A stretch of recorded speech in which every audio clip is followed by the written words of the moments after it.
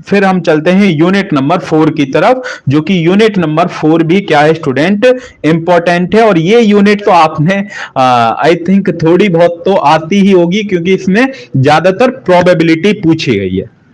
ठीक है, yes sir, 3, 4, 5, हाँ 3, 4, 5 भी, और उसके साथ साथ हम वो भी कराएंगे, 1, 2 भी कराएंगे।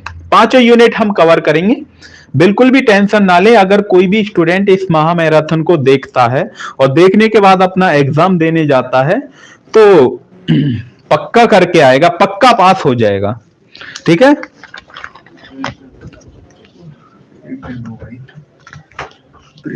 तो ब्रेक, पानी वानी पी लीजिए, फिर उसके बाद हम यूनिट नंबर 4 को डिस्कस करते हैं। Very very important question.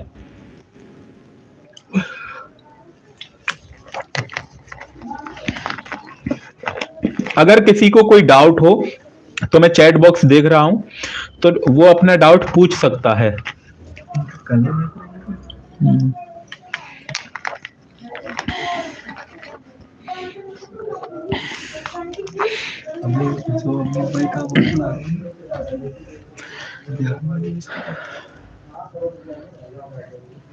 चलिए, यूनिट नंबर 4 को अब हम डिस्कस करने जा रहे हैं। यूनिट नंबर 4 देखेंगे जब आप, तो ये प्रोबेबिलिटी है। इसके अंदर क्या है स्टूडेंट, प्रोबेबिलिटी। तो इसके अंदर मैं ये भी बताऊंगा कि कौन कौन से क्वेश्चन पर आपको ज्यादा फोकस करना है, बिल्कुल भी छोड़ के नहीं जाने। जब आप एग्जाम देने जाओ तो इन क्वेश्चन को आप देखकर जरूर जाइएगा। ठीक है, क्योंकि वो सबसे ज्यादा आपके एग्जाम में पूछे जाएंगे, सबसे ज्यादा आएंगे वो आपके पास। ठीक है, तो जैसा आप यहां पर पहला क्वेश्चन आप देखेंगे स्टूडेंट, तो पहला क्वेश्चन यहां पर लिखा है, ए bag contain 8 white ball and 6 red ball, find the probability of drawing into 2 balls of the same colour. आपके पास एक बैग है, एक बैग में 8 सफेद कलर की बॉल है, 7 जो है 6 वो है आपके पास लाल कलर की। तो तब आपको ये प्रोबेबिलिटी बतानी है कि हम उस बैग में से 2 बॉल निकालना चाह रहे हैं, और 2 बॉल ऐसी हम निकालेंगे जिनका कलर क्या हो, सेम हो। या तो वो दोनों व्हाइट कलर की होनी चाहिए, या फिर वो दोनों किसकी कलर की होनी चाहिए, रेड कलर की होनी चाहिए। तो तब आपको ये प्रोबेबिलिटी स्टूडेंट बतानी है। तो यहां पर आप, मैंने बताया कि टोटल बॉल कितनी है यहां पर स्टूडेंट, टोटल बॉल मैंने लिखी है स्टूडेंट, क्योंकि 8 व्हाइट है 6 रेड है, तो टोटल कितनी है 14। देन उसके बाद यहां पर ड्रॉ कितनी आपको निकालनी है, 2 निकालनी है, वो भी सेम कलर की निकालनी है। जब आप सेम कलर की प्रोबेबिलिटी, जब सेम कलर की आपको निकालनी है, तो यहां पर हमने लिखा है कि 14 बॉलों में से हमें ये 2 बॉल चाहिए, वो भी सेम कलर की।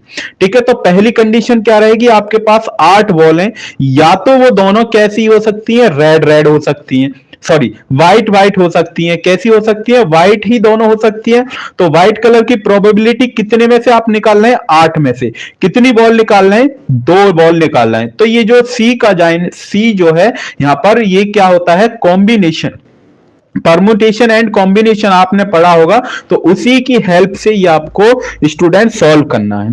देन उसके बाद यहां पर टोटल बॉल में से तो निकालना है, आप टोटल यही तो है। तो देन इसके बाद हमने नीचे स्टूडेंट टोटल बॉल लिख दिया। आप जानते हैं कि कॉम्बिनेशन को कैसे सॉल्व, परमुटेशन और कॉम्बिनेशन को कैसे सॉल्व किया जाता है। तो जब आप सॉल्व करेंगे तो ये आपके पास 28/91 आएगा। सेम ऐसे ही अगर दूसरा केस ये भी तो हो सकता है कि वो जो दोनों बॉल हैं वो रेड कलर की हो, दोनों बॉल जो है वो रेड कलर की भी हो सकती है। तो रेड कलर की कितनी बॉल है, 6। तो 6C2/40C2 14C2 ये आपके पास आ जाएगा, क्योंकि टोटल बॉल है। जब आप इसको सॉल्व करेंगे, कॉम्बिनेशन को आप बहुत प्यार से सॉल्व करना जानते होंगे, क्योंकि ये आपको बीटेक के फर्स्ट ईयर में और 12th क्लास में तो इसका पूरा ही चैप्टर है, पूरा ही चैप्टर सिखाया जाता है। तो कॉम्बिनेशन को आप इजीली सॉल्व कर सकते हैं। देन आपके पास ये दोनों वैल्यू आ जाएंगी। इन दोनों वैल्यू को हम ये भी तो बोल सकते हैं, या तो वो दोनों व्हाइट कलर की होंगी या फिर दोनों रेड कलर की। जब ये व्हाइट और रेड होंगी तो इन दोनों को हम क्या कर देंगे, प्लस कर देंगे, और जैसे ही आप इसको और इसके साथ प्लस करेंगे तो ये आपके पास आ जाएगा 43/91, इसका आंसर आ जाएगा। देन उसके बाद क्वेश्चन नंबर 2 आप देखेंगे तो इंपॉर्टेंट लिखा ही है, परम्यूटेशन को और कॉम्बिनेशन को एक बार सॉल्व करके बता दीजिए। अरे भाई कम से कम आप इतना तो जानते ही होंगे ना, या इतना भी नहीं जानते, मुझे एक बार बता दीजिए।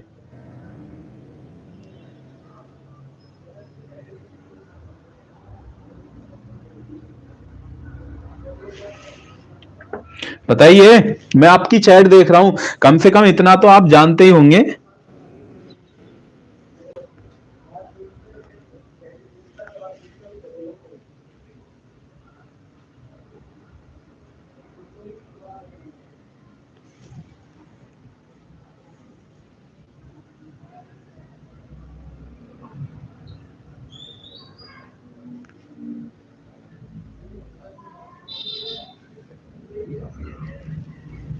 कंटिन्यू कीजिए सर अब। हाँ बस कर रहा हूं।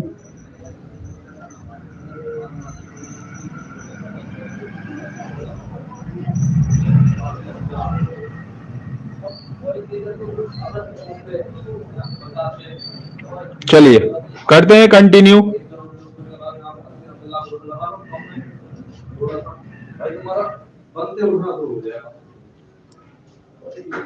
ओके ओके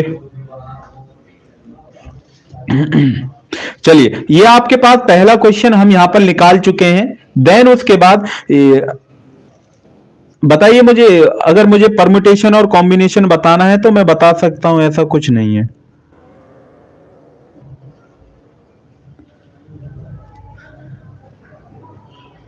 देखिए यहां पर ये ऐसा होता है, मैं आपको बता देता हूं, ये सिक्स लिखा है, तो 6 को मल्टीप्लाई कितनी बार करना है, पहले आएगा 6, देन उसके बाद आएगा, यहां पर क्या आएगा, 6 के बाद 5 करेंगे, उसके बाद नीचे कितना आएगा, 2 आएगा। इसका जो फॉर्मूला होता है वो बेसिकली स्टूडेंट होता है कि n फैक्टोरियल अपॉन के फैक्टोरियल अपॉन n माइनस के फैक्टोर, ये फॉर्मूला होता है। इस फॉर्मूले के अकॉर्डिंग हमें इसको खोलना होता है, सॉल्व करते हैं इस फॉर्मूले के अकॉर्डिंग। Is that clear? यहां पर जैसे क्या लिखा है, यहां पर स्टूडेंट 14 है, यहां पर क्या है आपके पास 14 है, मैं मानता हूं कि 14 फैक्टोरियल के लिए सॉल्व कर रहा हूं, तो 14 फैक्टोरियल अपॉन आपके पास कितना आएगा, 2 फैक्टोरियल, किसके लिए आएगा, 2 फैक्टोरियल, ये जो आपके पास है 2 फैक्टोरियल, देन उसके बाद 14 फैक्टोरियल में से माइनस कर देंगे 2 फैक्टोरियल, 14 फैक्टोरियल में से माइनस कर देंगे 2 फैक्टोरियल, देन उसके बाद आएगा 14 फैक्टोरियल अपॉन 2 फैक्टोरियल, देन उसके बाद 12 फैक्टोरियल। फैक्टोरियल का मतलब क्या होता है कि इसको आप सॉल्व करेंगे, जैसे ये 14 है, 14 को आप कितनी बार लिखेंगे, जैसे 14 को आप ऐसे लिख सकते हैं 14 मल्टीप्लाई 13 मल्टीप्लाई 12 फैक्टोरियल, और ये जो 12 नीचे वाला फैक्टोरियल है इससे ये क्या हो जाएगा, कैंसिल आउट, और ये आपके पास 2 फैक्टोरियल को 2 मल्टीप्लाई 1 लिखते हैं, 13 मल्टीप्लाई 14 करेंगे, देन उसके बाद 2 से डिवाइड करेंगे तो ये आपके पास 91 आएगा, ये आपके पास क्या आएगा, 91। ओके ओके ओके समझ में आ गया। तो चलिए, ये आपके पास यहां पर क्वेश्चन लिखा है, तो क्वेश्चन को आप रीड कर लीजिए। एक बैग है जिसके अंदर 18 व्हाइट बॉल हैं, 15 ब्लैक बॉल हैं, और अब आपको ये निकालनी है, 2 बॉल निकालनी है, वो भी सक्सेसिव विदाउट रिप्लेसमेंट, मतलब निकाल लेंगे बैग से, और निकालने के बाद आपको बैग में रखनी नहीं है, अपने पास ही रख ली है, रिप्लेसमेंट, ठीक है।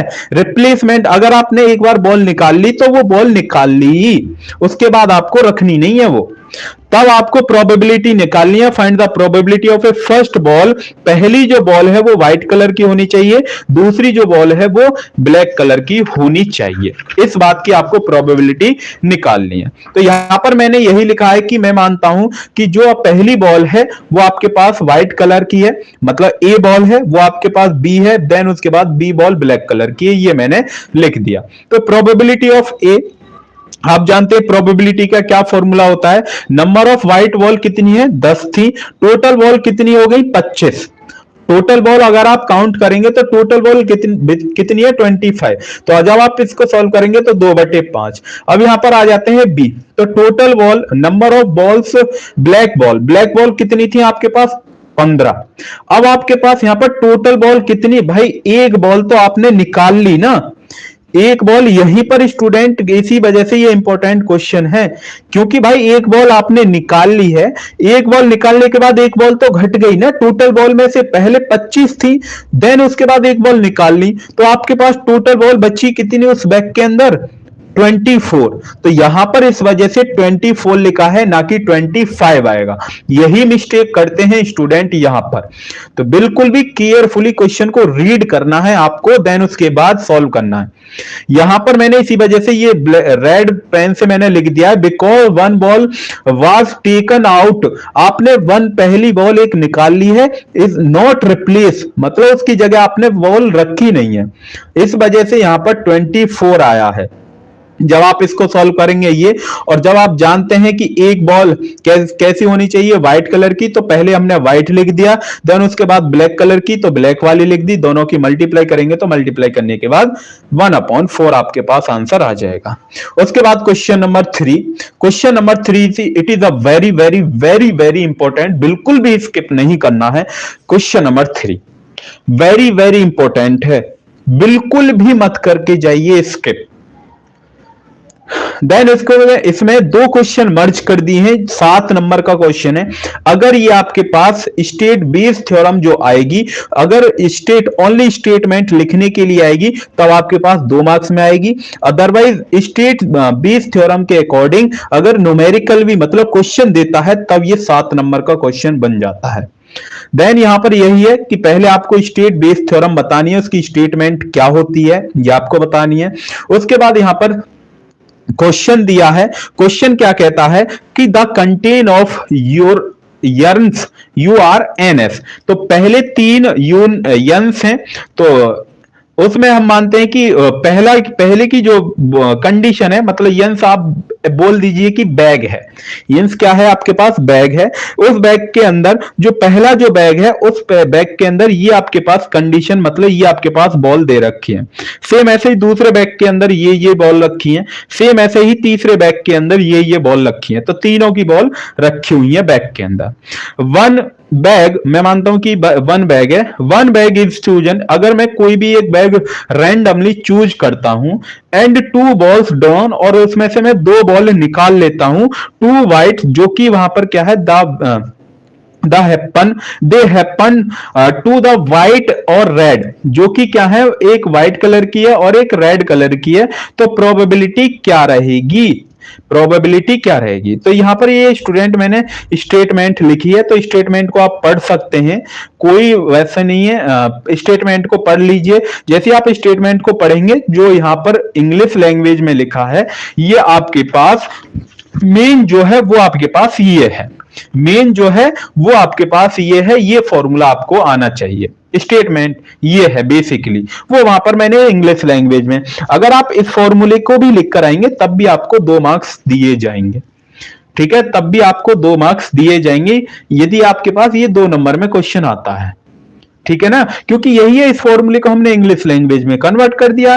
तो यहां पर लिखा है P प्रोबेबिलिटी ऑफ EI/A, तो ये फॉर्मूला इसका होता है, ये आप देख सकते हैं, रट लीजिए, चाहे रटना हो रट लीजिए, जो भी आपको करना हो वो आप कर सकते हैं। It is a very very important formula या वेरी वेरी टॉपिक्स आप बोल सकते हैं। देन उसके बाद क्वेश्चन यहां पर है, मैं मानता हूं कि लेट यहां पर मैंने बैग ही मान लिए B1 B2 B3, इनको डिनोट कर रहा है मैंने यू, जो आपके पास यंस दे रखे थे उनको।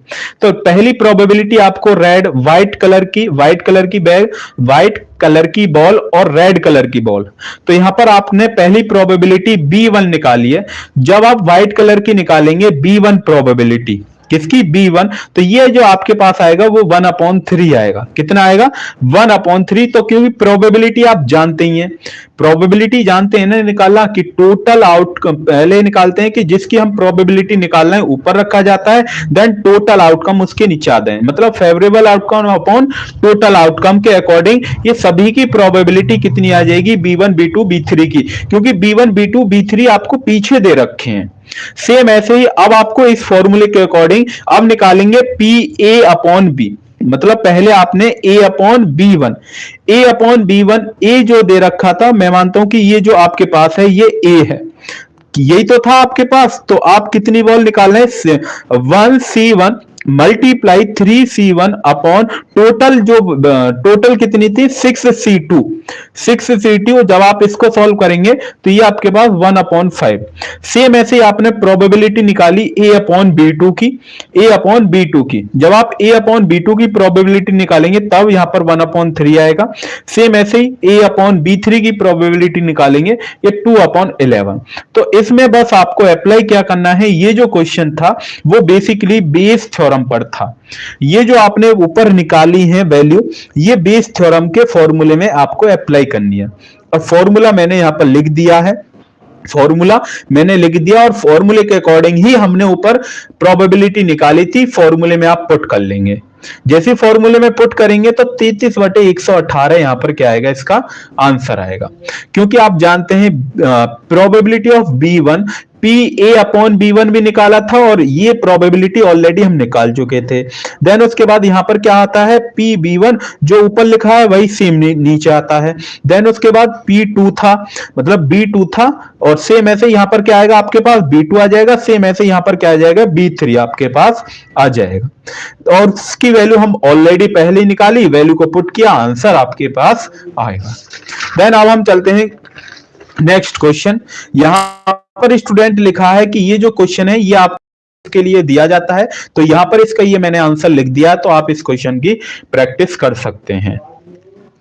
ओके, देन उसके बाद क्वेश्चन नंबर 4 की तरफ चलते हैं। रैंडम वेरिएबल, यहां पर क्या है, random variable, it is a important question ही हम बोलेंगे, इंपॉर्टेंट क्वेश्चन, ठीक है। तो यहां पर हम चलते हैं, ए रैंडम वेरिएबल एक्स आपके पास रैंडम वेरिएबल दे रखा है और ये आपके पास रैंडम वेरिएबल की टेबल दे रखी है, तब आपको यहां पर निकालना है फाइंड द वैल्यू ऑफ के।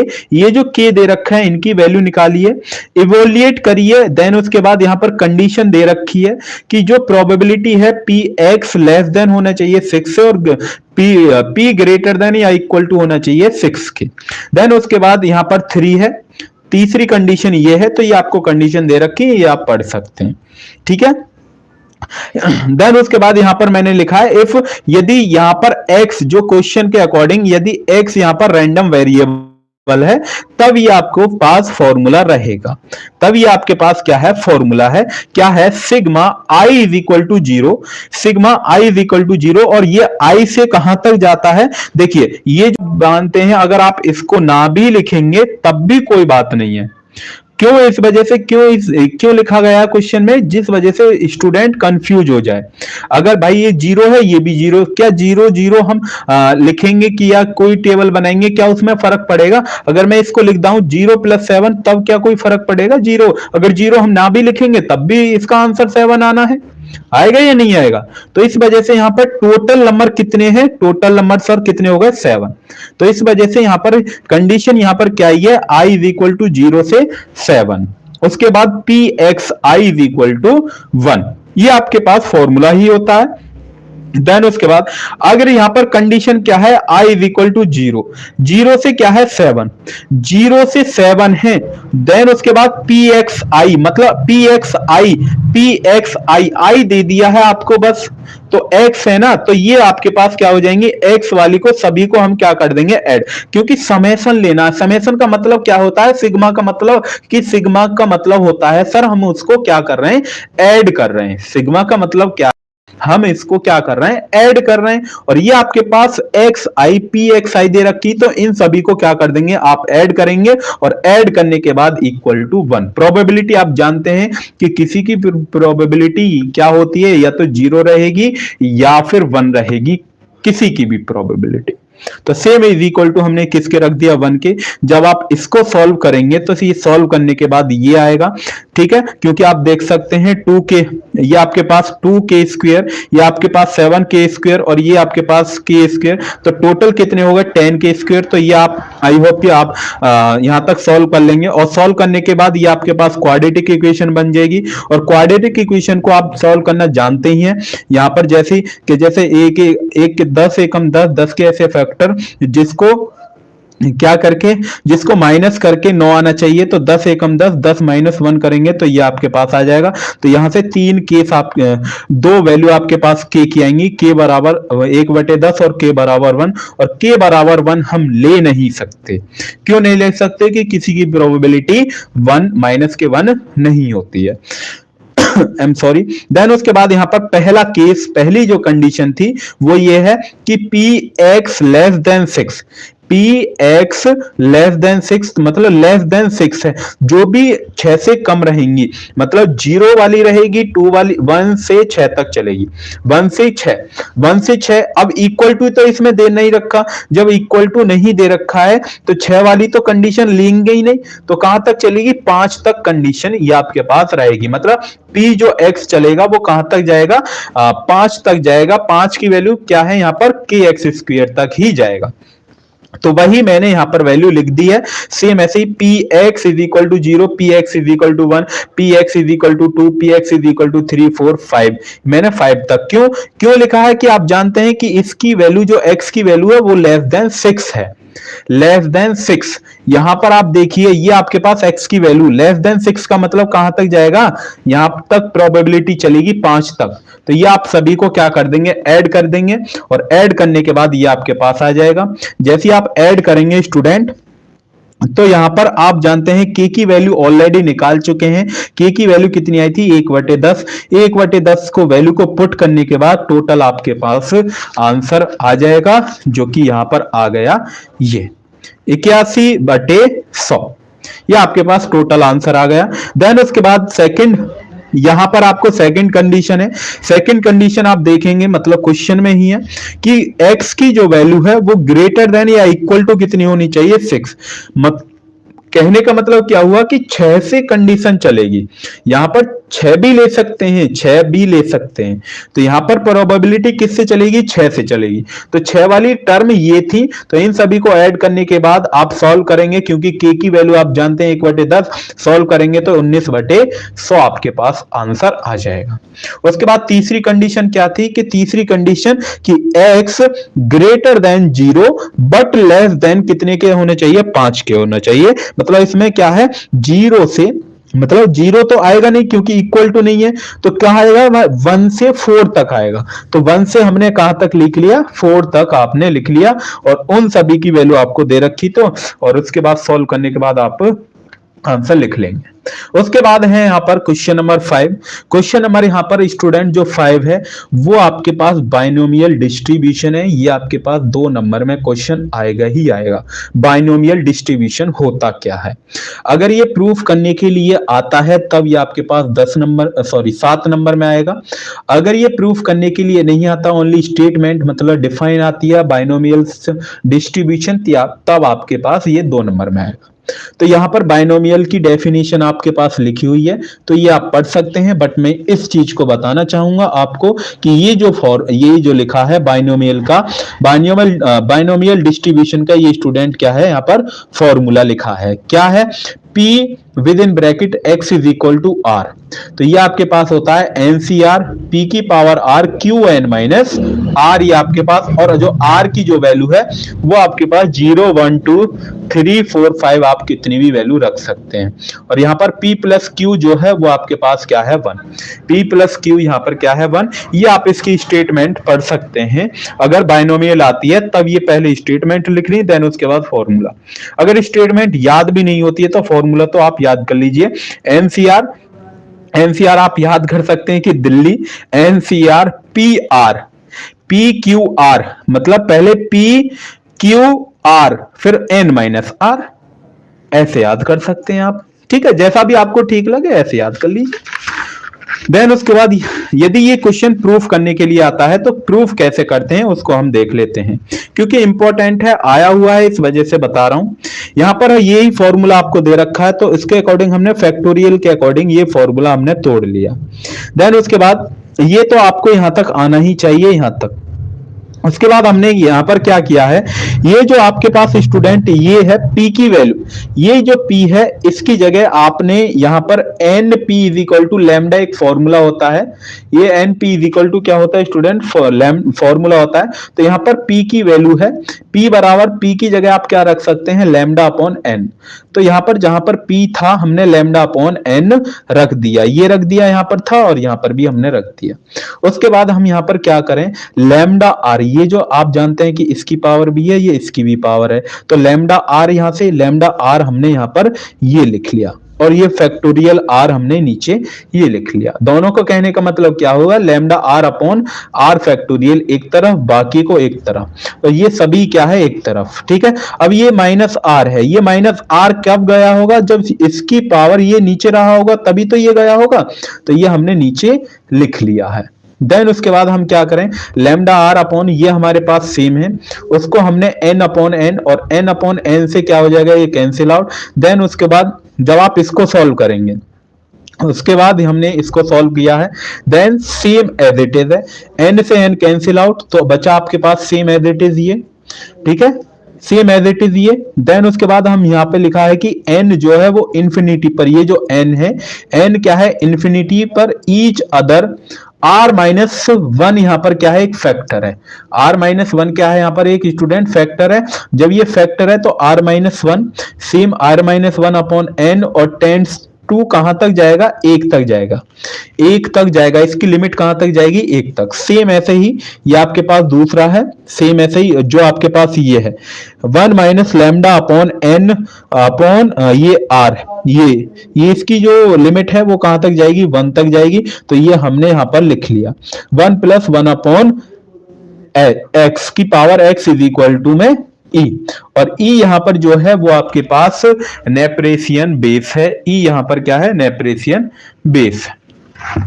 देन उसके बाद यहां पर सेम वही जो आपने कि आप लिख रहे थे कि टेंस टू माइनस के वन इंफिनिटी तक जाएगा, और देन जैसी वैल्यू पुट करेंगे तो ये आपके पास क्या आएगा, यहां पर फॉर्मूला आएगा, p x is equal to r is equal to e की पावर माइनस के lambda, lambda are upon are factorial, और यहां पर आर की वैल्यू 0 1 2 3 4 5 हो सकती हैं। उसके बाद क्वेश्चन नंबर 6, क्वेश्चन नंबर 6 जो है वही, ये जो मेन जो क्वेश्चन 6 है ये इस वजह से आपको लिखाया गया है क्योंकि आप इसके फॉर्मूले पढ़ सकते हैं। तो यहां पर ये जो है यदि ये आता है तो मीन ऑफ बाइनोमियल डिस्ट्रीब्यूशन का, मीन ऑफ बाइनोमियल डिस्ट्रीब्यूशन का फॉर्मूला आता है एनपी। देन उसके बाद वेरिएंस ऑफ बाइनोमियल डिस्ट्रीब्यूशन का फॉर्मूला आता है एनपीक्यू। देन उसके बाद यहां पर ये बाइनोमियल डिस्ट्रीब्यूशन के लिए है, अब यहां पर लिखा है पॉइजन डिस्ट्रीब्यूशन के लिए, तो पॉइजन डिस्ट्रीब्यूशन मीन और वेरिएंस के लिए लैम्डा, लैम्डा आता है प्रूफ, यदि बहुत रेयर केस में प्रूफ आता है, हमने प्रूफ आपको कराया ही नहीं है, बट आपके पास ये फॉर्मूला आपको याद होना चाहिए, इस वजह से हमने डायरेक्ट फॉर्मूला लिखा है, ठीक है। क्वेश्चन नंबर 7 है, क्वेश्चन नंबर 7 स्टूडेंट आप देखेंगे तो ये आपके पास क्वेश्चन नंबर 7 आता है। क्वेश्चन नंबर 7 क्या कहता है कि फिट ए बाइनोमियल डिस्ट्रीब्यूशन, यहां पर आपको बाइनोमियल डिस्ट्रीब्यूशन ही अप्लाई करनी है। देन उसके बाद इसको कंपेयर करिए थ्योरेटिकल फ्रीक्वेंसी से, ये आपके पास डेटा दे रखा है, यहां पर n बराबर कितने हैं, अगर मैंने 0 को ना काउंट करके n बराबर यहां पर कितने हो गए 5, तो n बराबर स्टूडेंट 5 है, तो उनको n को हमने यहां पर ये जो फ्रीक्वेंसी है सभी को ऐड किया, तो n बराबर ये आपके पास कितना आया 100। और आप जानते हैं मीन कैसे निकालते हैं, मीन के लिए बिल्कुल फॉर्मूला आप जानते हैं क्या होता है, sigma F I x I upon के सिग्मा में एफ आई। तो ये हमने जो भी आपके पास आया था ये सभी को ऐड किया है, एफ आई मतलब ये है, एक्स आई मतलब ये है, दोनों की मल्टीप्लाई करके हमने यहां पर लिख दिया। देन उसके बाद एन से मतलब सिग्मा एफ आई आपके पास कितना था 100 था, तो 100 से हमने इसको डिवाइड करेंगे, और जैसे आप डिवाइड करेंगे तो डिवाइड करने के बाद आएगा इसका 2.84, ठीक है। और मीन अभी हमने देखा बाइनोमियल डिस्ट्रीब्यूशन का मीन का फॉर्मूला अभी जस्ट देखा है। मीन का फॉर्मूला क्या होता है? एनपी फॉर्मूला होता है। तो एनपी फॉर्मूला हमने यहां पर लगाया है। मीन आपके पास निकल चुका है। मीन की वैल्यू ये रही। एन की वैल्यू आपको दे रखी है 5, तो यहां से पी की वैल्यू आप कैलकुलेट करेंगे, ये रही पी की वैल्यू ये है। और अगर आपने एक फॉर्मूला अभी हमने बाइनोमियल के लिए देखा था क्या, P plus q is equal to 1। Statement यदि आपको थोड़ी बहुत याद है, अभी जस्ट पीछे ही देखी थी स्टेटमेंट, मैं आपको दिखा सकता हूं। P plus q is equal to 1, तो यहां से Q की वैल्यू निकालेंगे तो 1 माइनस P, और P ऑलरेडी हम यहां से स्टूडेंट निकाल चुके हैं।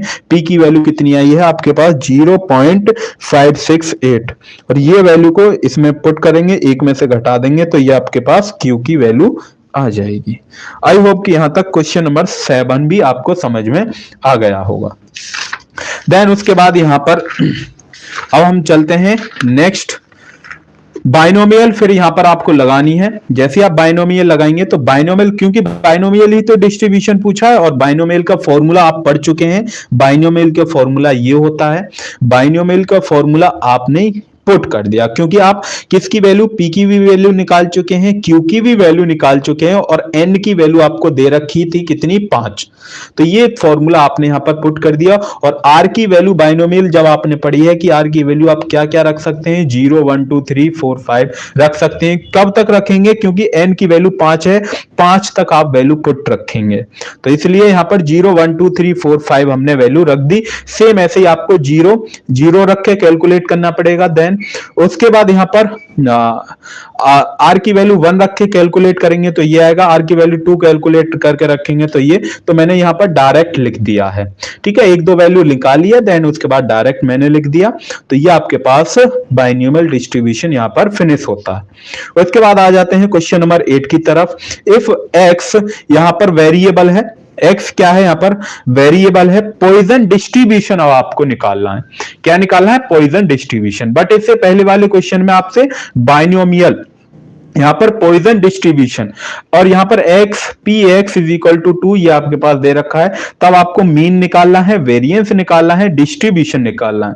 तो इससे ये जो क्वेश्चन है वेरी वेरी इंपॉर्टेंट, ये भी इंपॉर्टेंट है। ऐसा नहीं है कि दोनों में से एक क्वेश्चन आएगा, चाहे पॉइजन डिस्ट्रीब्यूशन के लिए आए या फिर आपके पास बाइनोमियल का आए। तो रेयर के ज्यादा जो आंसर आता है वो आपके पास जो आता है, क्वेश्चन जो आता है वो आपके पास आता है बाइनोमियल का। ठीक है, बहुत रेयर केस ही होता है कि पॉइजन का दे दे, बट ज्यादातर चांस रहते हैं कि डिस्ट्रीब्यूशन का ही आता है, बाइनोमियल का। तो यहां पर वही ये आपके पास क्वेश्चन में दे रखी है। क्वेश्चन में ये आप फॉर्मूला आप जानते हैं, ये फॉर्मूला अभी आप प्रूफ करके आए हैं पॉइजन डिस्ट्रीब्यूशन का। तो पॉइजन डिस्ट्रीब्यूशन का ये फॉर्मूला होता है। तो यहां पर हमने लिखा है क्या है? 9।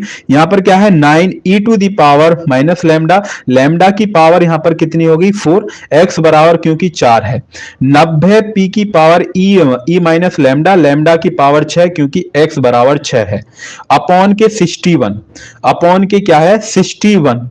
ठीक है, सेम ऐसे ही अगर आप इधर देखेंगे यहां पर, तो हमने क्या करा है, यहां से जो पहली उस वाली इक्वेशन से लैम्डा की पावर 2 और e की पावर माइनस लैम्डा को कॉमन लिया है। जैसे ही कॉमन लेंगे इससे ये आपके पास क्या हो जाएगा? कैंसिल आउट हो जाएगा, और ये इधर बचेगा आपके पास 1/2। ये 1/2 इधर आपके पास 9/41 लैम्डा का स्क्वायर, सेम ऐसे ही हमने लिख लिया।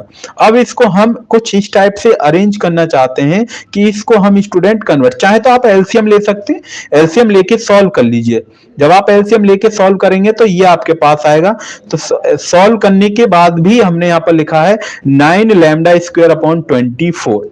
ठीक है, अगर आप एलसीएम लेके सॉल्व, जैसे हम नॉर्मल क्वेश्चन करते हुए आए हैं कि जब आप क्लास 8th में होते हैं तो क्वेश्चन को फ्रैक्शन की वजह से सेम करते हैं, तो सेम ऐसे ही हमने यहां पर डायरेक्ट लिखा है। आप चाहे तो कर सकते हैं, एलसीएम लेके जब भी सॉल्व करना चाहें सेम आएगा आंसर, आंसर में कोई भी चेंज नहीं आएगा। ठीक है, तो ये यहां पर हमने क्या करा है, फिर यहां से हमने 2 कॉमन लिया है। जब आप 2 कॉमन लेंगे तो 2 से ये 2 क्या हो जाएगा? कैंसिल आउट हो जाएगा। जब 2 से 2 कैंसिल आउट हो जाएगा, इधर बचेगा 1 और 3 चौक 12। यहां पर क्या बचेगा? 3 तिया 9 और 3 चौक 12, और यहां पर आप 9 एकम 9, 9 दूनी 18, 20। 9 एकम 9, सॉरी 2 ही बार जाएगा ना, हाँ 1/2, तो लैम्डा की पावर 4 और अपॉन 2। ठीक है, जब आप इसको सॉल्व करेंगे, क्योंकि अब 2 है, तो जब आप सॉल्व करेंगे तो ये इधर एलसीएम आएगा 4, 4 इधर चला जाएगा, 3 लैम्डा स्क्वायर प्लस के 2 लैम्डा की पावर 4, 2 लैम्डा की पावर क्या हो गई, 4 हो गई है।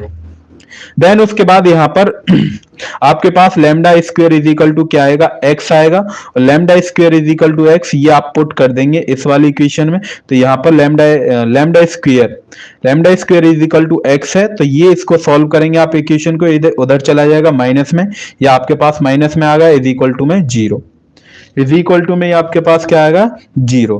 तो ये सेम आपके पास क्वाड्रेटिक इक्वेशन बन चुकी है। क्वाड्रेटिक इक्वेशन को आप सॉल्व करना जानते ही हैं, तो यहां से आप x की वैल्यू निकाल सकते हैं, जो कि आप, ये रही x की वैल्यू, और x बराबर आपने क्या माना था, लैम्डा स्क्वायर, तो लैम्डा स्क्वायर ये आपके पास है, जब आप स्क्वायर को इधर भेजेंगे, यहां पर श्री धनाचार्य फॉर्मूला आपको याद होगा, -b प्लस माइनस रूट में b स्क्वायर माइनस के 4ac अपॉन के 2a, वही फॉर्मूला हमने यहां पर अप्लाई किया है।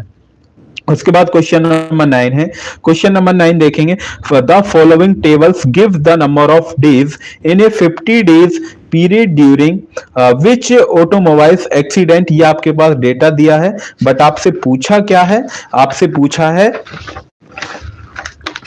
यहाँ पर फिट आप पॉइजन डिस्ट्रीब्यूशन, तो यहाँ पर आपको पॉइजन डिस्ट्रीब्यूशन अप्लाई करनी है। तो पॉइजन डिस्ट्रीब्यूशन के लिए मीन्स निकालिए, तो मीन के लिए sigma F I x I upon के सिग्मा एफ आई फॉर्मूला होता है, तो टेबल के अकॉर्डिंग हमने एफ आई एक्स आई लिख लिया, देन उसके बाद एफ आई का समेशन ले लिया 50, देन उसके बाद इसको डिवाइड करेंगे तो ये आपके पास आएगा 0.9, और यहां पर आपको मीन्स दे रखा है पॉइजन ऑफ डिस्ट्रीब्यूशन का 0.9 आपने कैलकुलेट कर लिया यहां पर मीन। उसके बाद थ्योरेटिकल फ्रीक्वेंसी का ये फॉर्मूला होता है क्या, एन ई की पावर माइनस के एम, ये आपके पास एम है, तो हमने वैल्यू को माइनस के 0.9 और 9 का क्या कर देंगे हम ऊपर r लिख दिया, 9 की क्या कर दी हमने ऊपर r, यहां पर r बराबर 0 1 2 3 4 हो सकता है, और e की पावर माइनस के 0.9 को मैंने लिखा है, ये अप्रोक्सीमेटली इक्वल होता है 0.4 के। ठीक है, तो ये आपके पास आंसर आ जाता है, चाहे तो आप इसको सॉल्व कर भी सकते हैं, नहीं भी अगर यहीं पर छोड़ के आ जाएंगे तो यही आपके पास आंसर हो जाएगा। ठीक है, और इसके अकॉर्डिंग हमने यहां पर क्या बना दिया, टेबल बना दी है। ठीक है, तो ये यहां पर यूनिट नंबर आपकी 4 फिनिश हो जाती है। देन उसके बाद हम चलते हैं यूनिट नंबर 5 की तरफ। यहां तक कोई डाउट हो तो आप मेरे से पूछ सकते हैं, जो भी हमें देख रहे हैं 2-3 स्टूडेंट जितने भी हैं, अगर वो पूछना चाहें तो कुछ पूछ सकते हैं, अदरवाइज यूनिट नंबर 5 की ओर हम चल रहे हैं।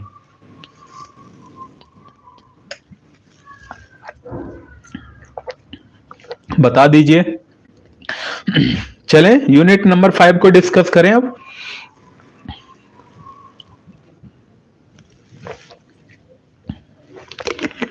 हाँ भाई, यूनिट नंबर 5 की ओर चलें भाई। आई एम सॉरी, कैसे भाई, देख भी रहे हो या फिर ऐसे ही? मुझे लग रहा है ऐसे ही बैठे हुए हो आप।